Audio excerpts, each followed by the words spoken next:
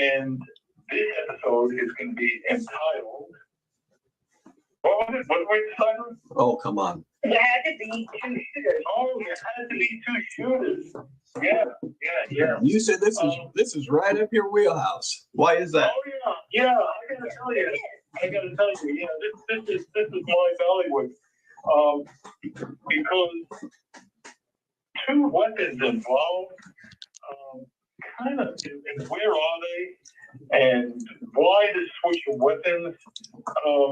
Just blows me away. The inconsistencies and the lack of logic in assuming that there was one shooter with two guns, that the guns do not exist. All right? You know? According to Becky Hill, you're not going to find them, so forget about them. Well, I kind of agree. You're not going to find me. Yeah, but doesn't that seem like an odd sort of affirmation from the court to the court? You should be saying, sure, I hope we find them. Or, metal detectors are getting better every day. But she's sure you're never going to find them. Well, you're never going to find them, and I'll tell you why. I mean, I can walk from the radio station here, and I'll be walking past swamps and lakes and stuff, and you'll find them. In any trek of a mile, in any direction, you're gonna run into some kind of swamp or marsh. And what marsh or swamp did he throw him in? I mean, it's crazy. But the two shooter thing is a theory that I've supported for the longest time, and just one person grabbing two guns and then disposing of them. Why the hell would you shoot two guns? Jim, I got a question for you. Is it universally accepted that the young man was shot first? It is. Okay. The shotgun, modern shotguns, okay, with the exception of some double barrels, and these were modern guns. They weren't double barrels. They're capable of holding 5 shots generally. All right. Why the hell would he fire twice at the young man and then switch guns to shoot back? It just doesn't make sense. Well, the prosecution would tell you to make it appear as if there were two shooters. So I'll let me dive into this for a second. I did an interview with a retired investigator. His name is Thomas Haynes. He's up in Nashville, Tennessee. He's a former firefighter, paramedic, and he was an investigator for the medical examiner in Nashville, Tennessee. And he provided a very detailed breakdown of the crime scene analysis, which I thought was amazing. He's worked on hundreds of murder scenes, he said. He's testified in cases that have resulted in death row sentences and has spoken to colleagues in law enforcement in the medical field. And his conclusion, and he, as he said, he spoke to so many colleagues in law enforcement, medical field, not one single person, not one, believed the scenario that Alex Murdaugh used 2 different guns to murder his wife and his son, Paul. And he points to the major concerns around the evidence, of the physical evidence, but the lack of, and I've spoken about this ad nauseum, and I love that word, ad nauseum. But he's also spoken, as he said, numerous colleagues, law enforcement officers, medical staff, and no one in Nashville, Tennessee, anyway, has ever recalled making a murder where the guy used 2 guns and the guns weren't found. Blood evidence wasn't found on the shooter or in the vehicle. I mean, I think there was one episode that we talked about. I was like 0 + 0 = 0. And how the defense, Dick Carpulli and Jim Griffin, you're fantastic attorneys, but how in the hell did you get a guilty plea. I mean, I guess I know why, because it was allegedly tampered with. However, there was still a lot of people that wanted to vote guilty when there's no blood. And he says the blowback from the first and second, especially the second shot, the blowback from such a wound. And this is a professional who is crime scene, works for a medical examiner, has seen hundreds of them. The blowback from the shotgun, and Frank can attest to this, on a shotgun has an enormous amount of blast to it. What were the distances where you shot for? About 4 feet. 4 to 6 feet. I gotta tell you something. Yeah, 4 feet with a shotgun, it makes a mess. It makes a mess. Yeah. So there would have been, Alex would have been. Alex would have been covered in blood and brain matter, especially, particularly in his face. Even if he wasn't wearing a full protective, covering, the blowback for that shot, your face would have been covered in it. And it's like going to the beach. You get home and you find sand in spots you just never knew existed. And it's the same thing with blood. It just goes everywhere.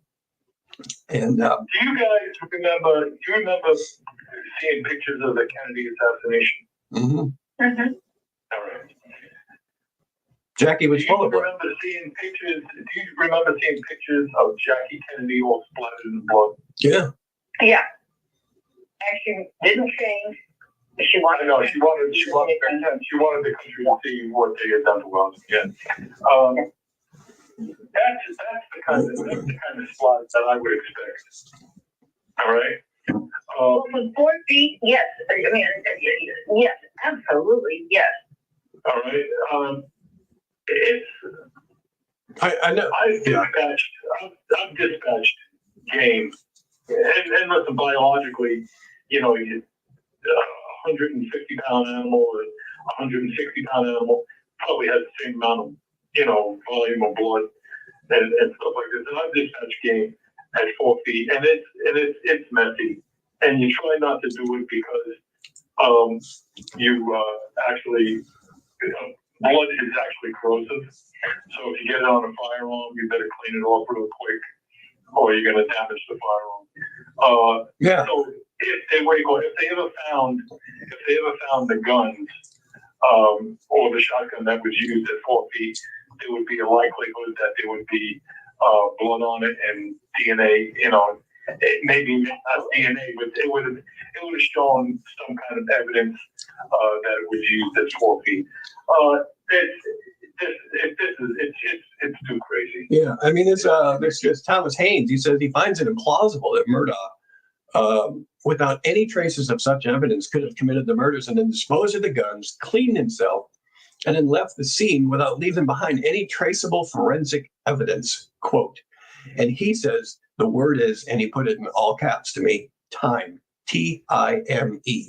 The timeline, according to the prosecution, just doesn't add up for this investigator.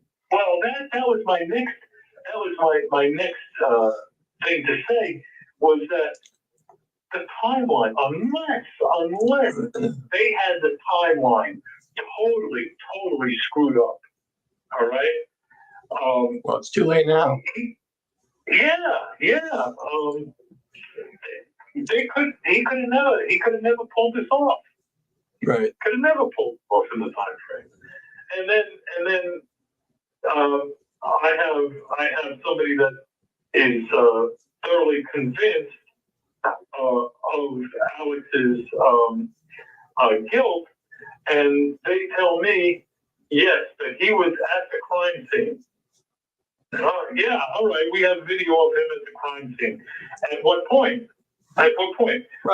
The two victims were still breathing when he was at the crime scene. All right. I mean, listen, you can go back to the Kennedy assassination. If I was there 10 minutes before Kennedy, doesn't mean I killed Kennedy. I was just there 10 minutes before he died. I mean, and just because he was there, it doesn't make any sense to me. And it doesn't to Thomas Haynes either. He's like, no blood in the car, no blood on Alex, no weapons, no raincoat, no witness, no nothing but an assumption that was artfully presented to the jury. And it was just misled circumstantial evidence, particularly Murdaugh's lies. Wait a minute. don't think that the jury was very convinced, though, up until I think the financial crimes, the admission of the financial crimes, which are not related to those murders, was persuasive to the jury. But I think That's the true. prosecution up through explaining whatever.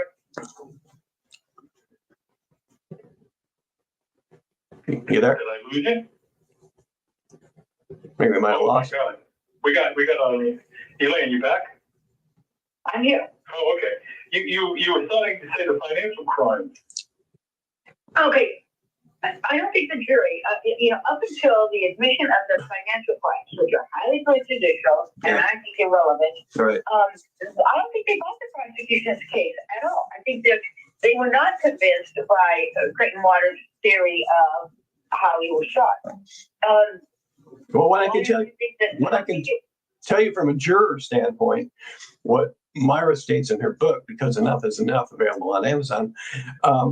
Myra said that prior to the financial crimes, when she would go outside and have the smoke breaks and they would talk about Alex, everybody said he was not guilty, that the prosecution has not done their job at all, that he was not guilty up until the financial crimes. And after they sat through a week of boring financial crimes, that's when the jury changed. And they said, well, if he can steal that amount of money from those people, then he can kill his family. And she was like, you got to be kidding me. So you're 100% correct. Wait a minute. So look, this is what happens. Based on, and it is Law School 101, you never say, can you think of any possibility? Because of course you can think of a possibility. It doesn't matter. Did the Pope fly across the Atlantic by himself? Yeah. Under his own power? You're talking about Griffin. You're talking about Griffin. This is what I'm going to say for a second. Newman decided that Jim had opened the door to allowing the financial crimes based on a question to that witness. They got his name, I can't think of it at the moment. Logan, no. Anyway, Nolan Tootin. Did Jim open the door? The what? Nolan Tootin. Yeah, no. He had opened the Jim's question has opened the door. Can you think of any possibility? That question has opened the door to allowing the financial crimes in because they were a possibility for X, Y, and Z. Who cares? Right. Okay. I don't think so. I think that let's just consider the possibility that Newman is listening somehow. It's being conveyed to Newman that the jury isn't buying it. Let's just say that there was, as we said, a determination to convict Alex Murdaugh, to give that jury that guilty verdict.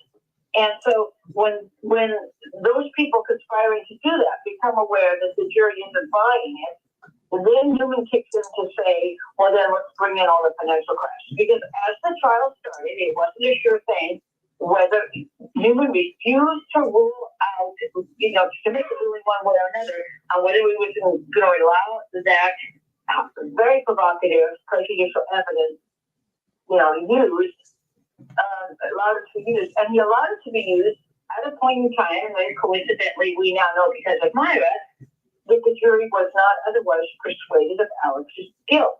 So maybe at some point when we understand what in the world is what's really going on, we will look back and say, oh, Becky or Newman or both were aware that they needed to amp up, that they hadn't convinced the jury. And they're not supposed to be aware of that. They're not supposed to be polling the jurors. Right. But this is why Newman should not have to ask Myra what that question is. Because if he has any bias at all, and this human being probably did, then if he knows how she's going to vote, if he has any idea how any of them are going to vote, that may change how he rules on every objection that the defense makes or every objection that the prosecution makes. And so he ceases to be an impartial trier of fact at all. Right. Therefore, he should have been removed. Another mistrial now that I think of it. Yeah. A lot. Anyway, a lot. Yeah, Yeah. a lot. There's so much wrong on so many layers with what happened.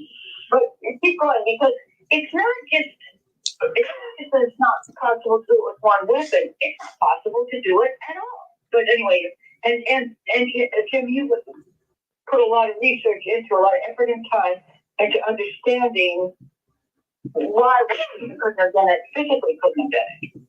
Yeah, I've even reenacted this with people, and we have measured out the exact measurements between the feed room at the dog kennel and where Maggie was killed, because the whole thing rests upon stippling, and stippling is what is projected out of a gun or rifle onto someone's body if they're close enough, and it just sticks. It's all over their body. So if they're further away, let's say 10 feet or more, they're not going to get it on their body. So where Maggie died, whomever it was that shot Maggie had to have been relatively close. And I'm saying within, according to the prosecution's witness, star witness, Kenny Kinsey, excuse me, Dr. Kenny Kinsey, he said that they had to be within 5 feet. So 5 feet is not very far distance to be. So now you have to shoot a shotgun into your son. I'm assuming it's Alex, into your son, and hear him scream, and but it doesn't kill him. And somehow the prosecution thinks that Alex think it killed him, so he's kind of walking away and going to grab another gun, and then sees Paul come out to the feed room door, surprises him, so he grabs the gun and, according to Kinsey, shoots him from basically the ground up into his shoulder, into his head, where his brain comes out of his head. And how long does that take? I mean, it took me 10 seconds just to explain it. So you tell me how long that takes. In my reenactment, Maggie is in the hangar, according to the prosecution, and she's running to her baby, remember? So you're talking about a 55-year-old woman. She was a little bit heavy. She's just a big woman. And so, she's not going to run with Jerry Rice speed. She's going to just kind of get there. But even so, it doesn't take her that long. And so now you're talking about Maggie running when she hears a shot, because it's just her and Paul out there. And she hears a shot. Maybe she hears him scream, so she runs. It takes her, she's going 30 feet, which is about 12 steps. It takes her about 6 seconds to get to the spot where she dies. So Alec, in that time, in that 6 seconds, let's even call it 8 seconds. In that 8 seconds, he has to shoot Paul, and Paul has to stagger out of the feed room. Then Alec is grabbing another gun, puts that one down, grabs. Why he puts that one down, I don't know. Prosecution says that he put it down. Of course, he said they put it down because he had to grab and shoot it, because he did get shot a second time with a shotgun. So he didn't put it down. So he's got a shotgun in his hand, but he shoots from behind, or from the bottom up. Now, all that, and you have to, it's a pump action rifle. So you have to pump the shell back into the rifle. We are talking at this time, what, 5 seconds, Frank? Maybe, listen, it could be less. You're talking about a guy who can't see very well. He's on opioids, and it's dark out. It's the other things that are going on at the time. All right. You're talking about a guy that's 6'4", that weighs about 320 pounds or 300 pounds. That is exactly the dimensions of my ex-husband. And there's no way in the world he's moving fast to do any of that, especially that second shot, the way it was reported. The shooter was crouched down so low, he's like Jim was saying, he's on the ground. He's on the ground outside the door of the feed room. Right. There's no way. You don't pop up from that. Your knees are shot. You're in pain or agony in that position. And then what? You're going to pop up and then switch guns. I don't see it's physically possible to do. In fact, didn't you at one point say that if you were the Heisman Trophy winner, you couldn't make those distances, and a perfect marksman, basically, you just couldn't make those distances switching guns the way that happened? None of the time allowed, because you have to be at Maggie's spot. You have to be at the spot. Well, Maggie was running away. No, she was running towards. Mm-hmm. She was shot kind of in front of the dog house, not the dog sex pen. The the Spartan X-Men. She wasn't shot there. She was shot. There's a doghouse there, and her body was sort of there, but she was definitely running too far. And the prosecution is saying that Paul wasn't shot with his hands in the air, like he was supposedly getting robbed or something. And Maggie was running towards. She wasn't running away. So their assumption is they knew who the shooters were. They knew who the shooters were. And I agree with the prosecution. They did know who the shooters were. It just wasn't Alec Murdaugh. It was friends of Paul. I agree. And, I'm a guest in a home of some people that were from that area, and they said this all along.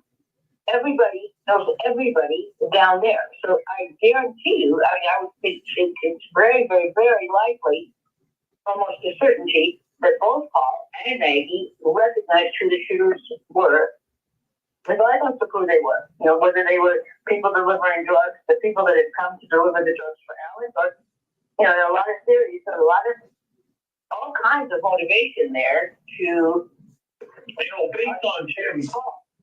Based on Jim's further investigation, I thought this was gangs originally, that shot Paul and Maggie. Based on Jim's investigation and people that he's talking to, that I warned him about talking to, and concerned about his safety. These actors may have very well been known to Paul and Maggie because they weren't the non-English speaking gang members that I had originally thought had committed the crime, but maybe good old boy neighbors that they recognized because Maggie may have known them and Paul may have known them throughout their childhood. So, that being said, that holds to the theory that they were people that they knew.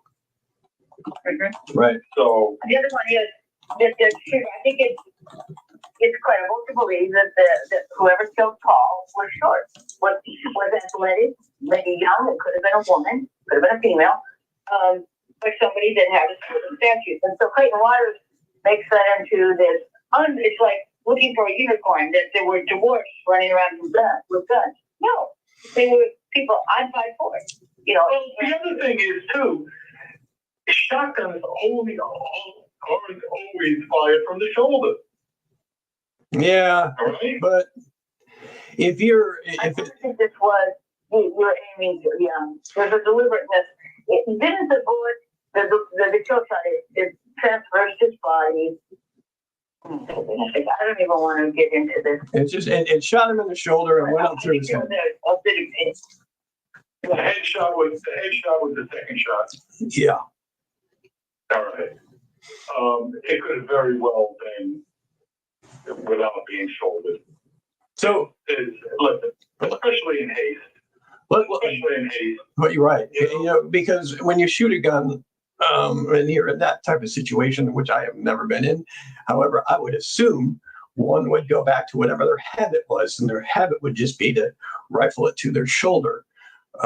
Instead of trying to be tricky with it, because you're shooting a gun, especially one that you haven't shot before, and you're holding it down at your hip. I mean, those things have blowback. That thing could come back and really mess with you. Besides the fact that Kinsey even said that the angle of the shot was straight on.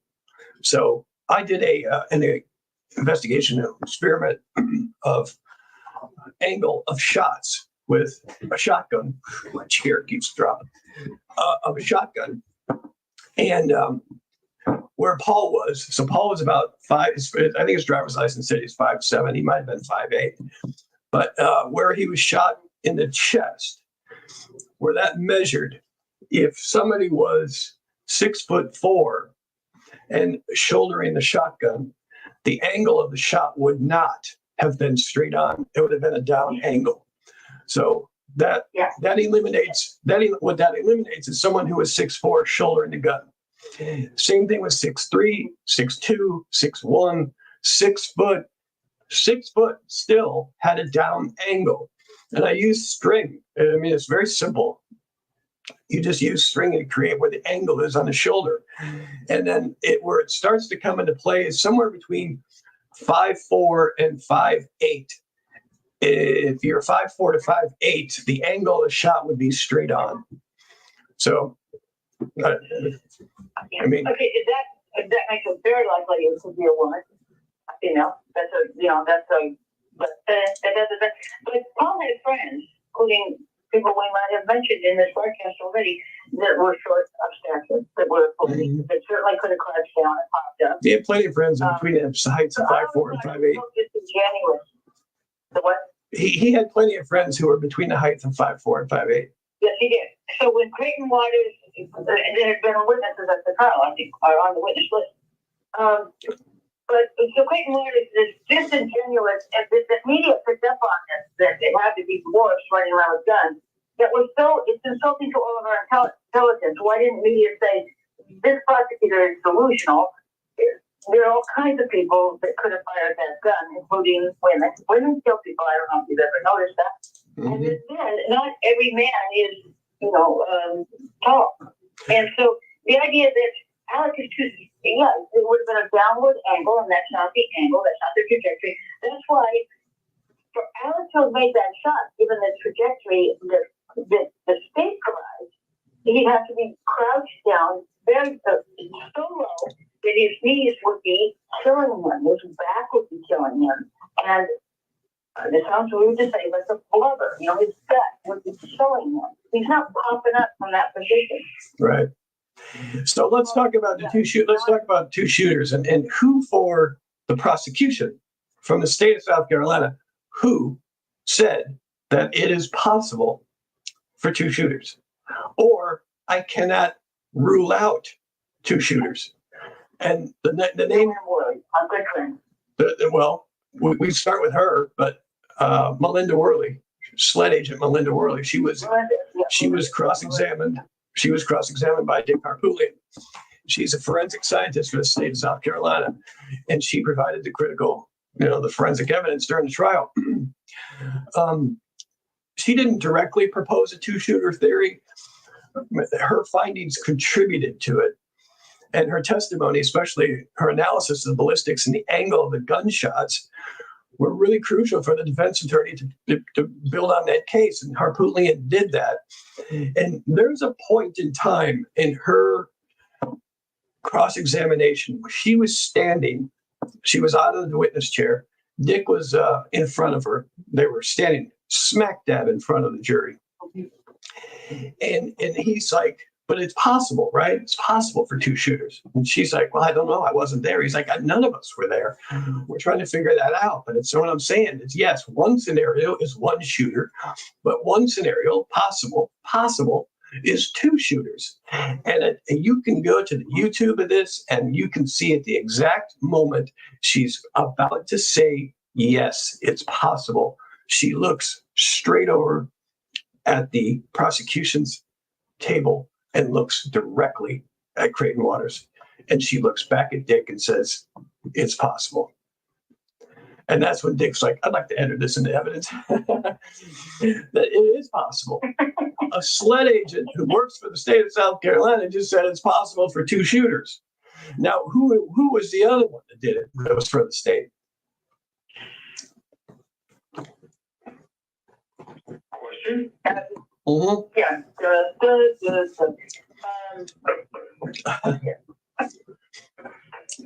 He's a doctor. That All right, helps you. Jim, come on. There you go. He's a doctor. Dr. Kenny Kinsey, right?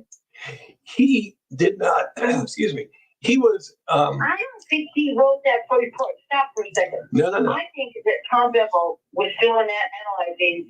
I know what you're talking about. And that first got introduced in, I think, November before the trial. So private, so we've seen that before. But I don't think that was Kenny's summary. I think that was Tom Bevel's summary. There were 2 shooters. Yes, for sure. Absolutely. It had to be. I thought. Okay, keep going. I don't know about that, but what Kinsey said was, I cannot rule out 2 shooters. So he didn't say there was two shooters. He said, I can't rule it out, which is the right thing to say because you can't rule it out. I mean, he's saying that his analysis of the gunshot wounds and the trajectory of the bullets contradicted the defense's assertion of the two shooters, right? He argued that the defense could still support a single shooter scenario. Reasonable doubt by Worley and Kinsley. I don't remember because Frank, you and I were actually on the phone while Jim Griffin is making his closing statement. I don't remember him harkening back to this with vigor. I don't think he.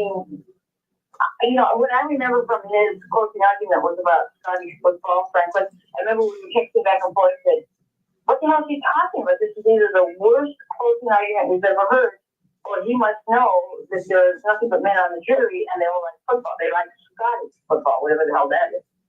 But Jim, did you think that the defense really hammered in on this reasonable doubt in the closing argument? No, not at all. In fact, I like Jim Griffin, but that was probably the worst closing argument in the history of closing arguments. I agree with you. In the history, it stunk. I'm sorry, it just did. It really did. I agree with you. I like him. And the other fatal flaw is why wasn't it comfortable in making closing? Honestly, Phil Barber, I think, probably would have done a better job. I think. Listen, law school 101. Day 2. If you make the opening, you make the closing. You're making promises to the jury. And in the end, even if it's all just a babble of bullshit, you tell the jury that you succeeded with the promises you made them.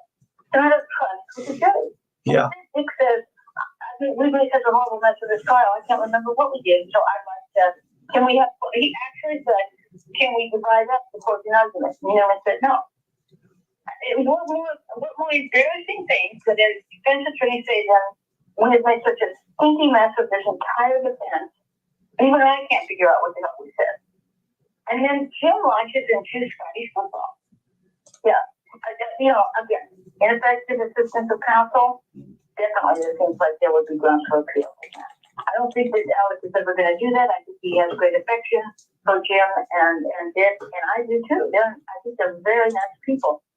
But I think this is a how-to of, just like, Marcia Clark and most of the other guys, I think, Doug, whatever, just like other cases, high-profile cases where the defense screws it up. I mean, the prosecution screws it up. In OJ's trial, in this trial, the defense screwed it up. And I mean, the prosecution, there's no explanation, but the defense was abysmal. Absolutely. Yeah. So, and then you go to Buster, his son, right? And he went into that Fox Nation interview with Martha McCallum and said, do you think, your father killed your mother and your brother? And he's like, no, not at all. And his theory was a two-shooter theory. Now, granted, I think a lot of people are going to say, well, it's his son. That's what he's going to say. But we'll put a pin in Buster for a second because we're going to talk about him a little bit. But we go to a defense witness who I talked about in an earlier show, Ronnie Palmbeck, who was a retired director of the Wisconsin State Crime Laboratory. And anybody in law enforcement, the Wisconsin State, the state of Wisconsin is just they do it right. And the Wisconsin State Crime Laboratory was run by him, Ronnie Palmbeck, and I think he was a very critical figure in advancing the two-shooter theory. And he testified for the defense, arguing based on the evidence, such as like gunshot angles, right? We talked about that, and the use of two firearms. Thomas Haynes talked about that as well in my interview with him. And we've talked about the chaotic nature of the crime scene, how long it takes to do this and do that and get there at the time, all these things, that it was highly improbable for one person to have committed both murders alone.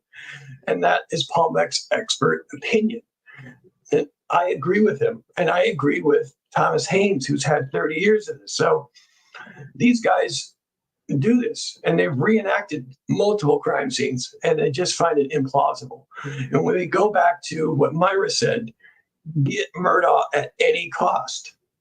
That's what I think happened. They were going to get this guy no matter what. Stop listening to logic. Stop listening to the facts. Stop following the evidence and just go with your gut. He did it. He did it because he stole money. Because he's evil. Because he stole money. Yeah, because he was, he's a white collar criminal. That's no question he is. Because he was a cracker. He was a cracker. I mean, come on. He's the way he was a ruling class cracker. All right. The people that were on the jury were none of them were of the same social status as of Alex Murdaugh. They were jealous of Alex Murdaugh, and then when they brought the financial crimes in, they totally demonized them. And I would love to see that jury actually substantiate why they thought Alex Murdaugh was guilty. You know, we talk about political campaigns and we talk about, we got to talk about policy, we got to talk about this, we got to talk about that. Yeah, I would love this brain trust of a jury, all right, to substantiate why they thought Alex Murdaugh was guilty based on the evidence. And this was never asked of them. And the jury foreman was the one that had the what do you call it, the obligation to challenge the jury and what they thought and why they thought Alex was guilty. You mean the jury? You mean the jury foreperson who was Becky Hill's friend? That jury foreperson? She was supposed to do that. Okay. Yep. Got it. Yeah. Right. So I think I've made my point. You have, right? Absolutely. This was as much of a kangaroo court as you'll ever see. Right. So let's go back to who else said, this. And I look outside the trial and I look at somebody like Mark Garagos. Was that name familiar with you guys? He's a world-renowned attorney. Of course, Mark Garagos. But didn't Mark Garagos, who did he represent? Scott Peterson? He's represented everybody from Michael Jackson to who are those two brothers that Menendez, yeah. No. Because Stacey Abrams, whatever her name is, Abrams. You know who Mark Garagos is. So Mark Garagos, highly respected attorney.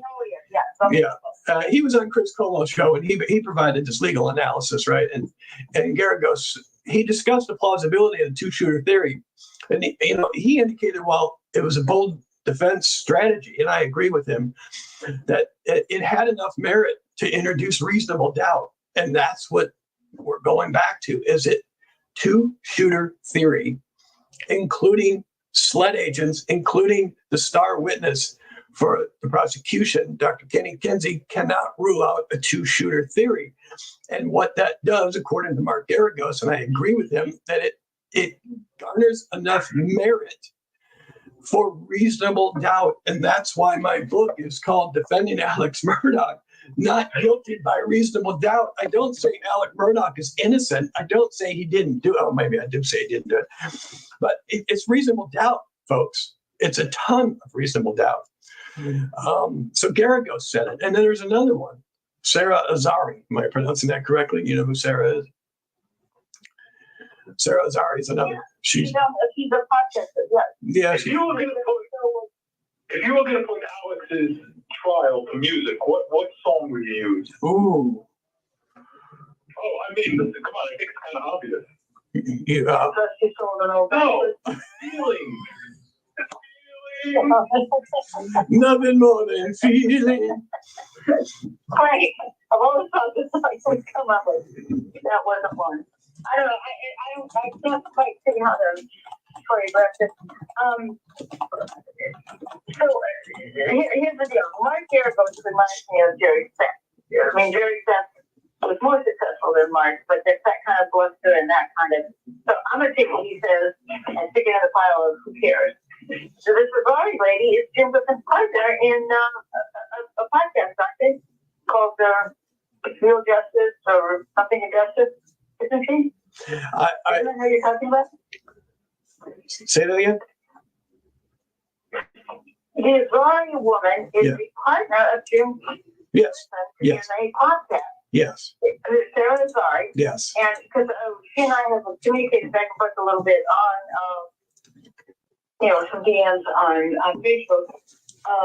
No, I'm sorry, but she and Jim and people on quote, I hate to say this, but Jim and Dick didn't seem any really more well informed about what was going on in the trial than all of these legal experts. Well, listen, they just need to get my book, and that's a playbook on how to win. You want to win, Jim Griffin and Dick Harpootli, and you hire me, and I'll explain my book to you. But if you're going to ask me what song, You like them. I do like them. I do like them, and Dick wrote was kind enough to write the foreword in the last book I wrote. Yeah, I like him. Sympathy for the Devil, Rolling Stones. There's my song. Hate you for that. I don't know. It's a good one, right? On that, we get the government we deserve, Yeah. We get the government we deserve. Or there's another one. It's called "Hurt" by Johnny Cash. It's a cover of a Nine Inch Nails song. Look it up. "Hurt." So Sarah Zari, she's obviously we said she's another legal analyst. She's a podcaster with Jim Griffin, but so clearly she's going to have a little bit of bias. I get that, but she's speaking from an attorney's point of view, and she pointed out the defense's attempt, obviously, to poke the holes in the prosecution timeline. But her point was that the theory was plausible, but it's ultimately up to the jury to decide whether the evidence was strong enough to support it. And that highlighting how, introducing the plausibility of two shooters just added another layer of, complexity to the whole case.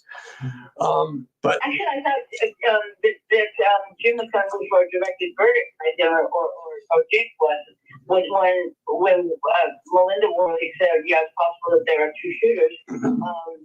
That's what we can end this thing right now. It's reasonable. And I moved for a directed verdict. Yeah. I think he actually did. Now that I think of it, and then overruled it. But to me, you have reasonable doubt right there when their own prosecution expert says that. Yeah.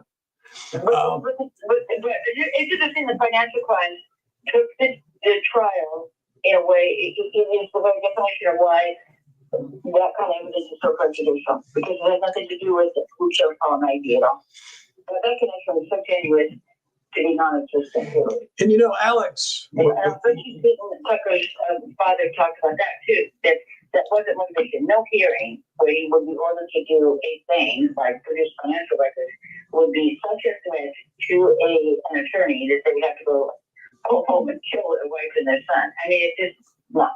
Yeah. He could have dragged that out forever. And Murdaugh himself, when he took the stand, which we all thought that was stupid, and in retrospect, it was. But listen, we can't watch his body language and don't believe him. I don't think it was about his body language. I thought he did, other than the fact that he had to keep saying this is what you'll get when you lie. Although I'd love to have Mark Kinsley on the stand and somebody yelling at him going, and Mark, this is what it looks like when you're lying, and this is what I'd love to have Bland on the stand saying, this is what it looks like when you're manipulating the facts. This is what it looks like when you're colluding to obstruct justice. And this is what it looks like when you and your buddies are doxing people, which, by the way, is a federal crime. And none of us are going to look good. Even, your mama cross-examining you on the stand is going to say, Jim, this is what it looks like when you lie to me about whether you took the cookies on the cookie jar. So there was no way Alex was going to win that. I thought he handled that extremely well. I think he, at that point in the trial, was saying, this is an enormous, big black hole that I'm sucked into now. And I think he just thought he had no chance. Do you think he'll testify at the next trial?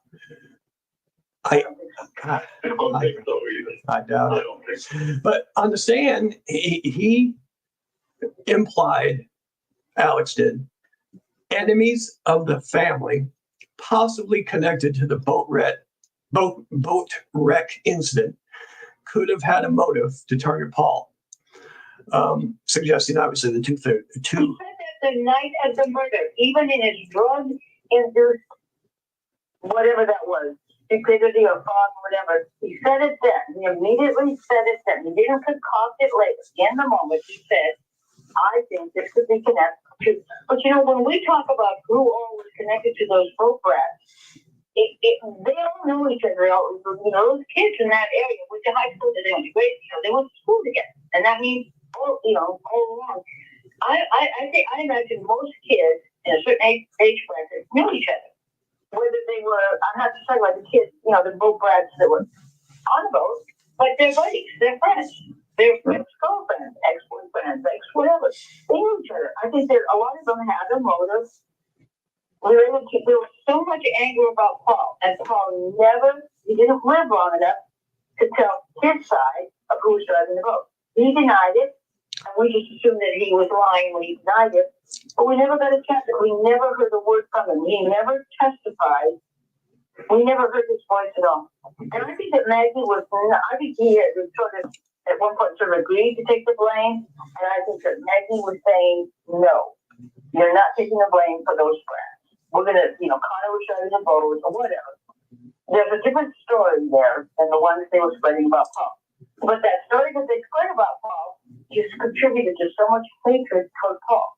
It was reckless, it was irresponsible, it was exaggerated, it was sexually inaccurate. It was all kinds of things that just worked up a frenzy of hatred for Paul, so that there's yet another whole group of people who think that they're defending Mallory by killing Paul and Maggie. When you spread that kind of hatred, you can bring all kinds of crazies out from the woodwork, out from under a rock that says, I'll take action. It's like the guy that made the second attempt on Donald Trump. He's motivated by rhetoric. And so there was all kinds of rhetoric about what an evil guy called it. Yeah, but he couldn't answer. He didn't answer. So let's jump. That same rhetoric applies to Alex. Right. Right. Well, let's jump back to Buster. So here's what's interesting. 3 days after the murders, so it was on the 7th, on the 10th, okay, June 10th, 2021. 3 days later, SLED questioned in camera, questioned Buster Murdaugh. Do you guys ever see the interview? If you haven't, it's on YouTube. Never.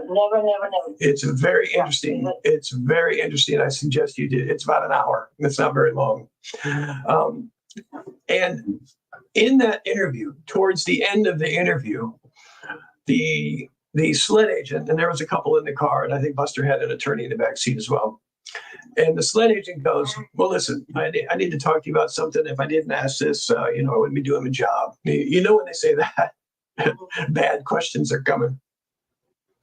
And he goes, I want to talk to you about the Smith boy.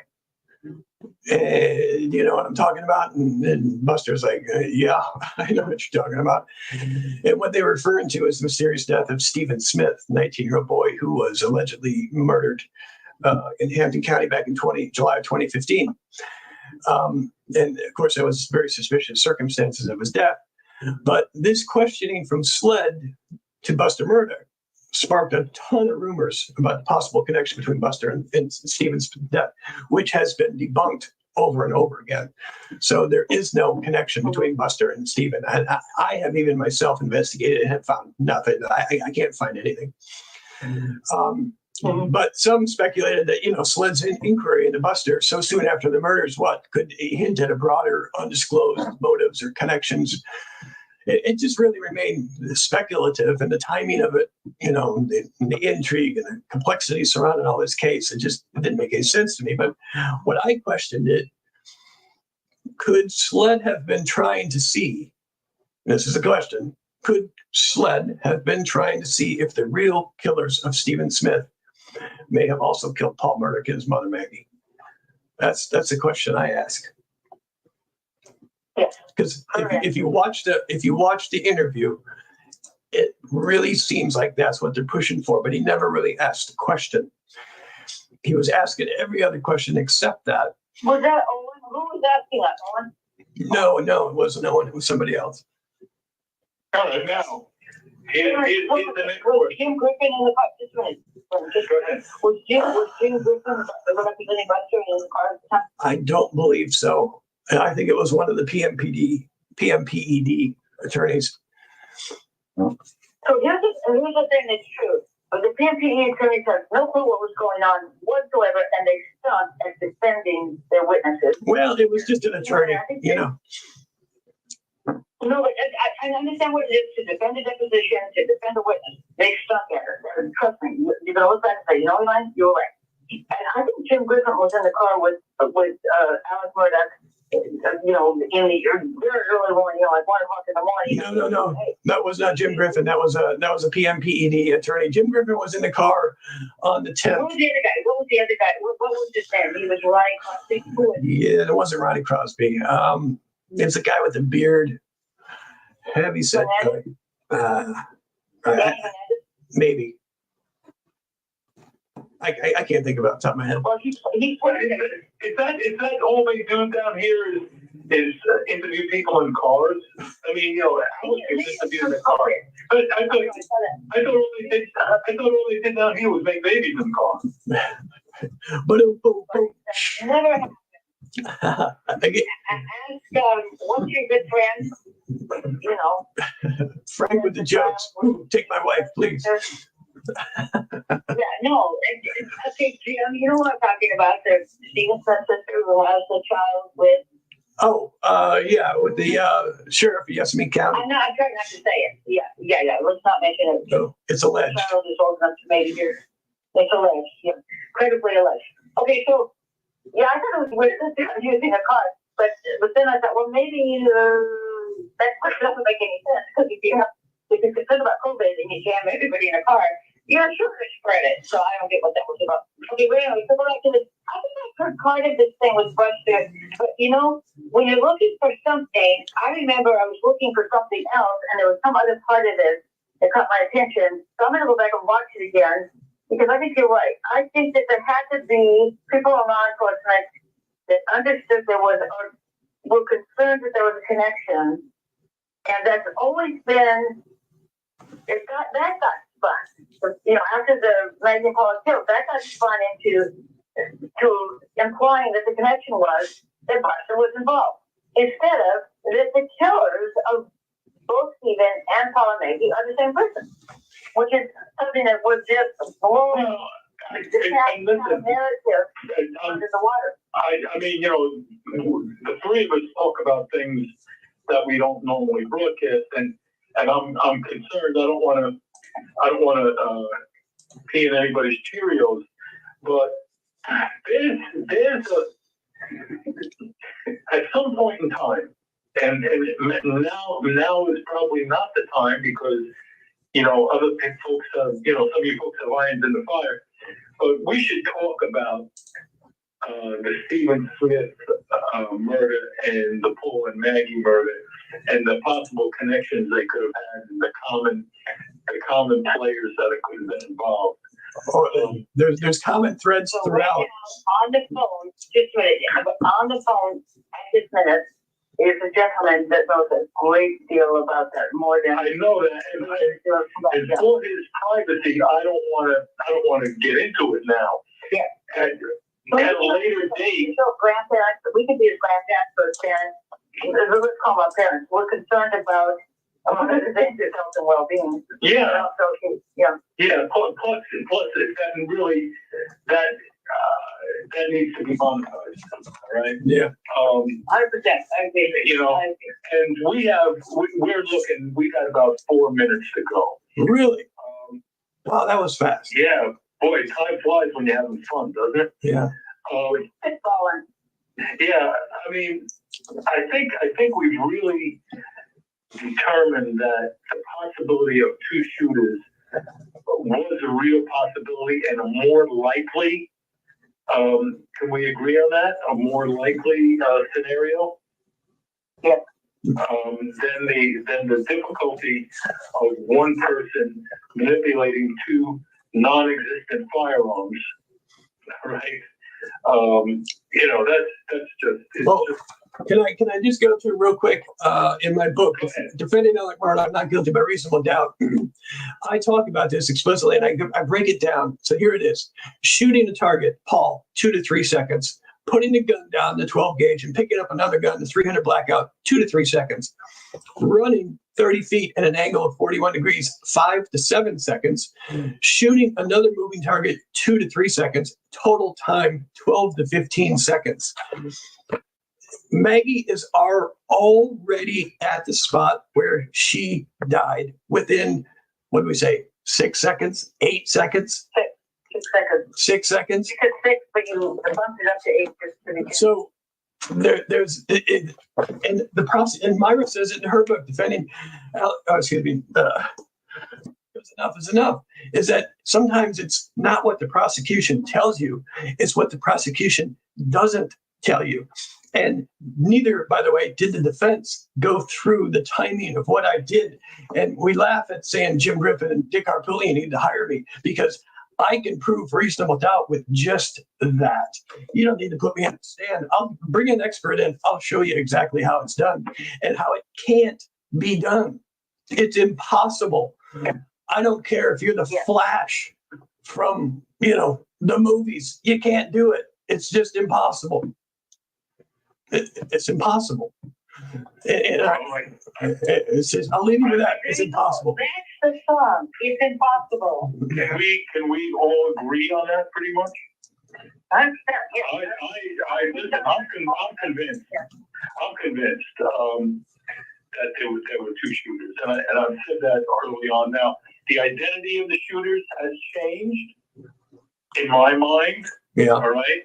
Yeah. And that's based on Jim's research, and that's all well and good. And also, Frank, there are possibilities. There are some very good theories. Let the prosecution do its job and hone in on, but do your job this time. And yeah, my theory isn't the only theory. We're not committed to be innocent. We're committed to do your job. Well, listen, people have a tendency to follow the path of least resistance. And the path of least resistance was the prosecution of Alex Murdaugh. Yeah. All right? Compounded by the fact that there was no love lost between him and the prosecution. None. All right? The political aspect of him and the prosecution. He was not really loved. Not at all. Not at all. And that's why this trial. That's why this trial is going to get moved to Greenville. Yeah. It needs to. It needs to for sure. Yeah. So our outro music needs to be "Sympathy for the Devil" by the Rolling Stones. You should play it. Oh, all right. Sympathy for the Devil. But I don't know if that would. No, that didn't apply, Jim. You know why? They had no sympathy for that poor guy. Then play "Hurt" by Johnny Cash, which is covered by 9 Inch Nails. We beat it up for an hour. Let's call it quits. Where do we want to go next week? "Fortunate Son" by CCR. Yeah. I don't know where we're going to go. I think maybe what we should all do. No, listen. And by next week, we might have some something back from the court, one way or another, and we can talk about it. That'd be nice. And then we can all do gummies and listen to In the Gods of Eden. Whatever it's going to be interesting, and it's going to be at 97.7 FM. Yeah, and Jimmy, good for you. This is WVFF 97.7 LPFM, Red Brick Patriot Radio, broadcasting from Connersville, South Carolina. And folks, I thank you very much, and we're out of here. Grab me Cask.